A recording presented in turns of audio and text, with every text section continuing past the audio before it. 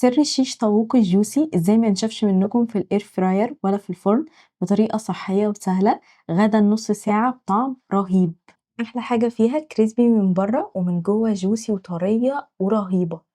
للتتبيلة هحتاج معلقة من الصلصة، خليط من التوابل، معلقة صغيرة من الثوم المفروم، عصير ليمونة، علبة كبيرة من الزبادي، معلقة من السمنة أو زيت الزيتون. هتلاقوا كل التفاصيل في الكابشن، وأقلب كويس قوي. اهم حاجه عيدان الشيش طاووق نكون نقعينها في ميه كويس عشان ما تتحرقش.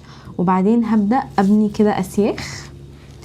احط الفراخ بس. باقي التتبيله ده كنز ما تستغنوش عنه. هندهن بيه الفراخ في نص مده التسويه واحنا حاطينها في الاير فراير. السر علشان الفراخ دي ما تنشفش في الاير فراير ان احنا نسخن الاير فراير كويس قوي قبلها ب10 دقايق، بحيث ان احنا لما نحط شيش طاووق يعمل زي تش كده. التش دي بيخليه يتحمر وفي نفس الوقت يحتفظ بالعصاره جواه. شيش طاووق اخد في الاير فراير تقريبا 20 دقيقة وكان استوى تماما. اعملوا سيف وجربوا الساندوتش الرهيب ده في الغدا مع الصوص الخطير ده اللي هسيب لكم مقاديره في الكابشن، وقولوا لي ايه اكتر خطوه عجبتكم. باي باي.